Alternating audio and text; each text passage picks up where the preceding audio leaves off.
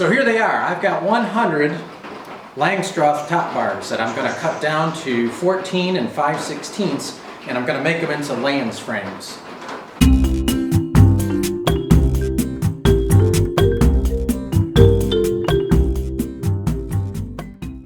Hello everyone. I just want to talk to you today about how I took 200 Langstroth frames and converted them over to Layens frames. So what I did was, these were all unassembled, by the way. So I received a shipment that I ordered about 2 months ago, and they just finally arrived, and this is all stuff I'm doing for next year. But what I want to show you in this video is how you can take Langstroth frames, modify them, and make them into Layens frames. Now, one thing I need to mention though too is the standard Layens frame calls for a solid top bar. Mine are not solid top bars, okay? They have a 3/8 gap in between each frame. And then I also use a 3/8 gap above my frames, and then I cover my bees with 3/4 inch pine or plywood so that they do have space to walk around on the top of the bars, okay?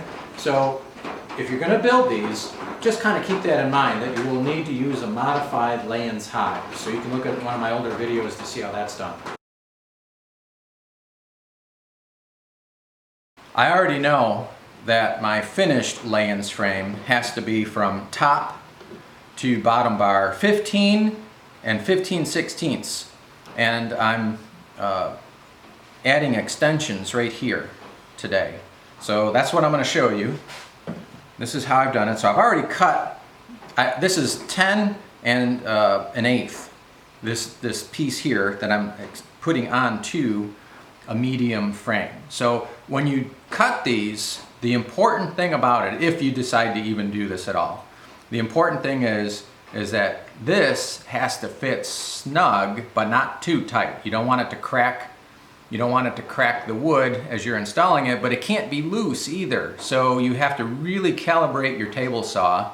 And once you've got it dialed in, then just check it periodically to make sure nothing moved. But you want a nice snug, I can still move it, but it's snug enough that it's going to stay there without having to worry about it coming apart later. And I also put a couple drops of Titebond glue on it. And believe me when I tell you, they're very strong. It's definitely not the same as a solid piece of wood, but it's darn close, okay? You're going to get as close as you can get doing it this way. So a nice snug fit, and then a couple drops of glue on the 3 sides that it makes contact with. You'll have a nice sturdy arm. If you have a lot of Langstroth frames and you've decided to convert over to the Layens system, this is what I'm doing so that I don't, I don't want to waste these frames. They're still good, and when you buy quantity like I do, they're cheap. So if you want to invest the time in doing it, go ahead and do that. So what I'm doing is just taking 4 of these arm extensions at a time. So I grab 4, stack them up on my jig, and this is so that I can drill into it to put my mid-frame crossbar. So this is what I'm doing right now. Let me see if I can show you. This piece right here is actually a piece of bamboo. It's like 3/16.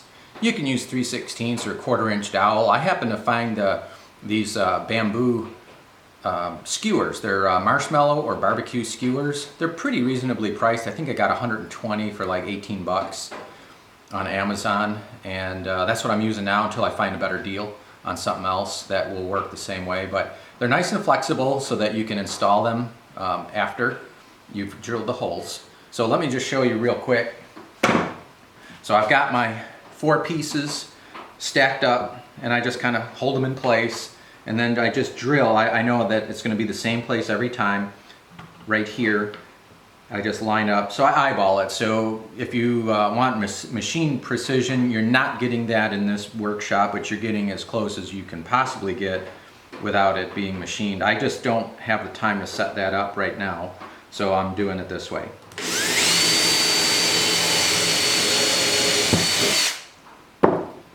So there's my 4 pieces all drilled about the same, and then I just dab a little bit of glue on all 4, 3 sides.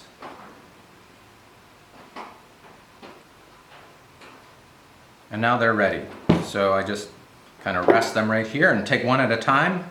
I grab my frame arm and my extension, and I just kind of snug it in there, and then I keep a little ball peen hammer, just tap it down to make sure everything's nice and snug, and then flip it over a couple times, make sure it's not bowing in one direction or another, and you'll get a real nice straight arm doing it this way.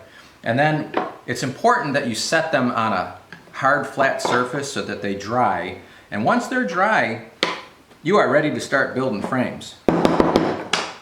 So this is just a little prep work I'm doing to get them ready. So if you've got a bunch of Langstroth frames and you're switching over to Layens, this is something that you can do to take advantage of those frames that you have, and then you can not waste any money that way. You could just sell them and make or buy Layens frames, but these are really nice once I get them built. So now I've got four frames all ready to go. All I'm going to do is set them on my concrete floor now, and they're going to dry overnight.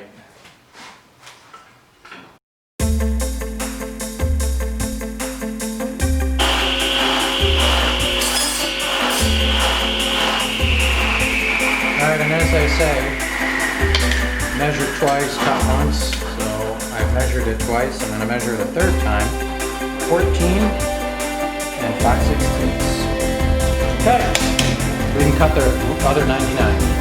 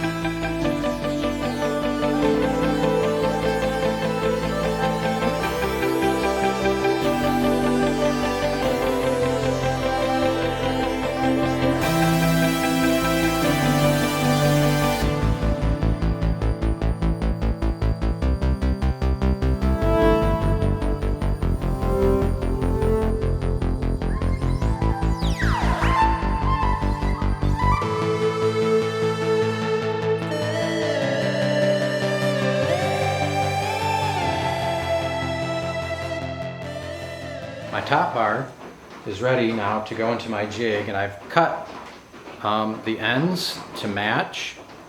So this was a Langstroth frame, brand new out of the box, and now I'm gonna go ahead and set it up in my jig. I've got my two popsicle stick extended frame arms that go inside the rebates or rests, and once that's in, now I can just put that into my jig and position it so everything's square. And this is just a bottom piece. Now remember, my bottom bar and my frame extensions are all just made from scrap wood. So if I got scrap wood, and look at this, I mean, this is like just a little over a foot long, and you know, don't throw it away, use it, because you never know. So I've got glue already tacked on here, and now all I need to do is position that into my jig and a couple of staples, and I'll have it. So let me move this up, and then now staple.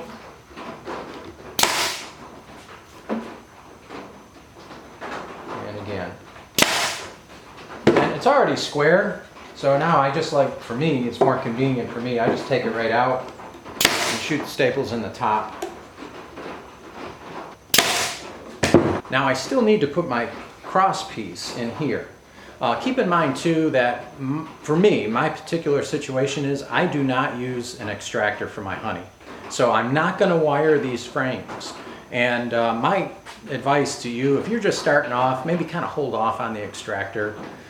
So if you're going to do crush and strain like I do, you don't have to wire your frames. That's going to save you a lot of time in the shop, especially if you have to build, 100 or something like that. So what I do is I use a piece of bamboo, and I'll show you that.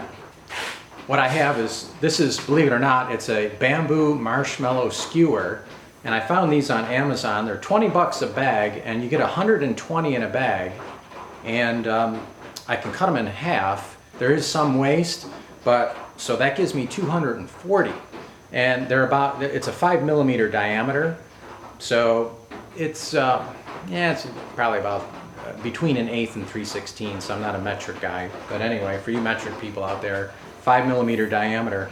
And bamboo is really strong, and what I like about it is it's nice and flexible enough that I can wedge this in here. See, I've got my holes pre-drilled, and then all I got to do is I just use my clipper. Once I get the point of the skewer into the one end right here, so I kind of line it up, and then I cut I cut this piece at a slight angle, like that. So all I got to do now is just wedge it into that hole. And let me zoom in tight to that. All right. And so there it is. That's got a slight angle to it, maybe a 45-degree angle. And because bamboo is flexible, all I have to do is just kind of guide it in and just give it a little twist. That's all you really need to do. You don't even have to glue it anymore. Now you get a little piece that sticks out here, and so you can take your nipper and just clip the end of that, and it's okay if a little tiny piece sticks out. But now I've got this cross piece, and this is really critical on a frame that has this kind of depth. So you can skip the wiring if you want to, if you're going to do crush and strain, but don't skip the cross piece. So bamboo is one of the methods I use, and I have one other that I want to demonstrate to you. So let me back this out. And let me just run that by you one more time. So watch how easy this is. I can remove this. Okay, so there's the pointy end right here. And so I just take the pointy end, put it in one side, and then I can bend the bamboo, and there it is. I'm done. Now, don't worry if it's not perfectly straight, because I didn't machine drill these, so I can already see that it's got a slight angle to it. I think this is 2.5 inches, and this is probably 2 1/4. That's fine. The main thing is that you get the strength. So as your bees start to draw the comb down, they'll catch here, and they'll glue everything into place. This won't be able to move after they draw it down to the bottom.